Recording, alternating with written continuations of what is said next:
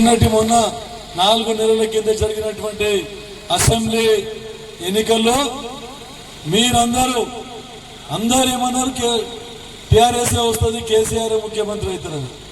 అయినా కూడా గట్టిగా ప్రయత్నం చేసి 6 నిమిషాలు కృషి చేసి మీరందరూ పోరాడి ఇక్కడ నారాయణఖేడ్లో సంజీవ్ రెడ్డిని, కాంగ్రెస్ పార్టీని, రాష్ట్రంలో 64 మంది ఎమ్మెల్యేలను, అక్కడ రేవంత్ రెడ్డి గారిని అందరినీ గెలిపించినందుకు మీకు అందరికీ ధన్యవాదాలు తెలుపుకుంటున్నాను. ఏది ఏమైనా జరగవచ్చు. మల్లేశం చెప్పారు, ఇంతకు ముందే ఒక మిత్రుడు నాకు మెసేజ్ పెట్టిండు. ఎవరు ఇంటెలిజెన్స్ డిపార్ట్మెంట్ లో పనిచేస్తారు, తర్వాత ఇన్కమ్ ట్యాక్స్ డిపార్ట్మెంట్ లో పనిచేస్తాడు.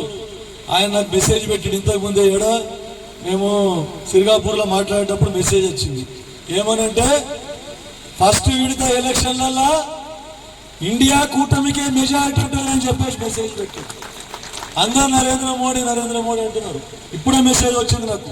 ఫస్ట్ ఫేజ్ లో అయిన ఎలక్షన్లలో కాంగ్రెస్ కే ఎక్కువ మెజారిటీ వచ్చే ఆస్కారం ఉంది అని చెప్పేసి, ఇంకా రాను ఎలక్షన్లలో ఇంకా కాంగ్రెస్ పుంజుకుంటుంది. దాన్ని బట్టి ఏమర్థమవుతుందంటే మోడీ గాలి కాదు, ఇండియా రాహుల్ గాంధీ కాంగ్రెస్ గాలి వీస్తున్నది మొత్తం భారతదేశంలో అని చెప్పేసి చెప్తా ఉన్నాం. కాబట్టి ధైర్యంతో ఎదుర్కోవాలి. మొన్న కూడా మనం అందరం చూసిండు మీరు, ఎందుకంటే దీనికి ఒక చరిత్ర ఉన్నది. కల్లేరు మండలం అంటే చరిత్ర. సురేష్ శంకర్ గారు యూత్ కాంగ్రెస్ ఉన్నప్పుడు ఆయన జీబుల మీద అటాక్ చేశారు. నేను కూడా మీ కల్లేరు మండలం ఇన్ఛార్జ్ ఉన్నప్పుడు నా జీబుల మీద కూడా అటాక్ చేశారు. ఒక స్వర్గీయ నారాయణ రెడ్డి, మాడి నారాయణ రెడ్డి ఒక గ్రామ పంచాయతీ ఒకటే మనం గెలుచుకుంటుంటాం.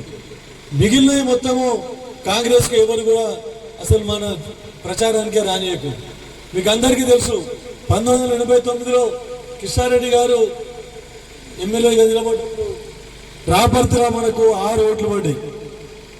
అప్పుడు ఇంకా మల్లేశం పిల్లగాడు ఇంకా కొత్తగా పార్టీలోకి రావడం జరిగింది. 6 ఓట్లు పడ్డప్పుడు అట్లాంటిది పోయి ఈరోజు రాపర్తిలో కూడా మనము సర్పంచులు గెలిపించుకున్నాము, ఎంపీటీసీలు గెలిపించుకున్న వరకు వచ్చినామని చెప్తా ఉన్నాం. కల్లేరు మండలము ఎప్పుడు కూడా టీడీపీ కంచుకోట అంటుంది. అట్లాంటిది అనిత దేవదాస్ రాథోడ్ను జెడ్పీటీసీగా గెలిపించుకున్నాం మనం. తర్వాత రాపర్తి మల్లేశంను మండల అధ్యక్షులు కూడా ఎన్నుకున్న ఘనత అందరం మనం సాధిస్తే, కష్టపడి సాధిస్తే ఏది కూడా అసాధ్యం కాదు అని చెప్పి చెప్తా ఉన్నాం. మొన్నటికి మొన్న కూడా మాకు 4000 వస్తుంది, 5000 మెజారిటీ వస్తుంది అని చెప్పి మీ అందరు కష్టపడి చాలా అన్నిటికీ ప్రాణాలకు తగ్గించి, టెక్నికల్ మా తుకారాం గారు చెప్పినట్టు విడిపోయి అందరు కార్యకర్తలు ఎవరి ఆలోచనతో వాళ్ళు పనిచేసి, విడివిడిగా ఎవరి ఆలోచన ఎవరి ప్లాన్ తో వాళ్ళు పనిచేసి ప్రతి గ్రామంలో కూడా కష్టపడి పనిచేసినందుకు ఈరోజు కేవలం 700 మెజార్టీతోని సరిపెట్టుకోవాల్సి వచ్చింది పెద్ద నాయకులు. ఇక ఎమ్మెల్యేకి సంబంధించిన ఎమ్మెల్యేకి సంబంధించిన మండలంలోనే మనము 700 కట్టడి చేసామంటే మీరు అర్థం చేసుకోండి. ఇక మెజార్టీ రాలేదని కాదు, మీకు చెప్తా ఉన్న గతంలో కూడా బాగారెడ్డి గారు ఎంపీకి నిలబడ్డారు. 1989లో కిషారెడ్డి గారు ఎమ్మెల్యే గెలిచిండ్రు, బాగారెడ్డి గారు ఎంపీగా గెలిచిండ్రు. తర్వాత మళ్ళీ మధ్యంతర ఎన్నికలు వచ్చినాయి. మధ్యంతర ఎన్నికలు వస్తే 1992 అనుకుంటా మధ్యంతర ఎన్నికలు వస్తే ఆ రోజు కూడా ఉమ్మడి కల్లేరు మండలంలో బాగారెడ్డి గారికి కాంగ్రెస్ పార్టీకి 500 మెజార్టీ వచ్చింది. మెజార్టీ కాంగ్రెస్ పార్టీకి వచ్చింది. ఆ రోజు మనకు ఖచ్చితంగా ఆ రోజు సాధించుకున్నాం మనం. మొన్నటికి మొన్న మీరు చూసిండ్రు, అందరం పోతా ఉంటే కృష్ణపూర్లో టిఆర్ఎస్ నాయకులు సోకాడు పనిచేయ ముఖం లేదు, ప్రజల పనిచేసి అభివృద్ధి చేసి ఓట్లు అడగాల్సిన బాధ్యత, ఆ పనిచేసే ముఖం లేదు, ఓట్లు అడిగే ముఖం లేదు. కాంగ్రెస్ నాయకులు నీ ప్రచారంకు పోతే టిఆర్ఎస్ నాయకులు నన్నే అడ్డుకున్నారా ఇక్కడ కృష్ణాపూర్ అని చెప్తా ఉన్నాను. కానీ ప్రజలు బుద్ధి చెప్పి నేను అడిగితే తుకారాం వాళ్ళకి అడిగితే ఏమన్నారు, సార్ 200 ఓట్లు వస్తే సరిపోదు, అంతకంటే ఇక్కడ రావన్నారు. కానీ 365 ఓట్లు మనకేసి మనకు 580 ఓట్లు వేసి మనకు వారు గుణపాఠం చెప్పిన టీఆర్ఎస్ నాయకులు. ఖానాపూర్లో మేము పోయి ఖానాపూర్లో ప్రచారంకు పోతే పిల్లలు పోయినందరు యూత్లో అందరూ కలిసి ఖానాపూర్లో 2 రోజుల ముందు పోతే అక్కడ కూడా 260 ఓట్లు మన కానాపురంలో భూపాలరెడ్డి గారి ఊళ్ళో పడేయని చెప్పి చెప్తారు.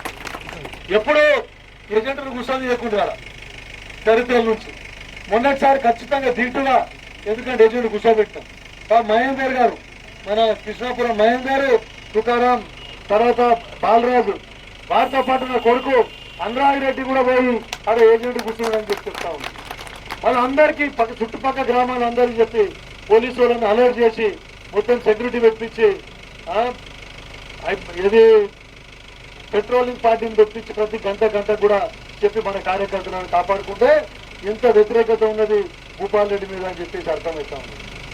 కాకపోతే 58,000 మెజార్టీ వాళ్ళు గెలిచింది 58,000 మెజార్టీ 58,000 మెజార్టీని మొత్తము కట్డౌన్ చేసి 6,500తోని నాకు గెలిపిస్తున్నందుకు మీకు అందరికి మరొకసారి కృతజ్ఞతలు తెలుసుకుంటున్నామని చెప్తా ఉన్నాను.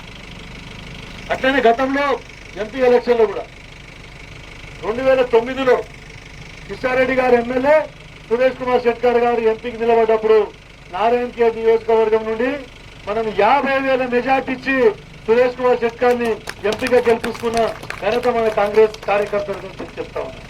ఈ రోజు కూడా అదే విధంగా మరొకసారి నారాయణ ఖేడ్ నుండి అత్యధిక మెజార్టీతోని సురేష్ శెట్కర్ గారిని గెలిపియాలని చెప్పేసి మీకు అందరికీ మనవి చేస్తా ఉన్నాం.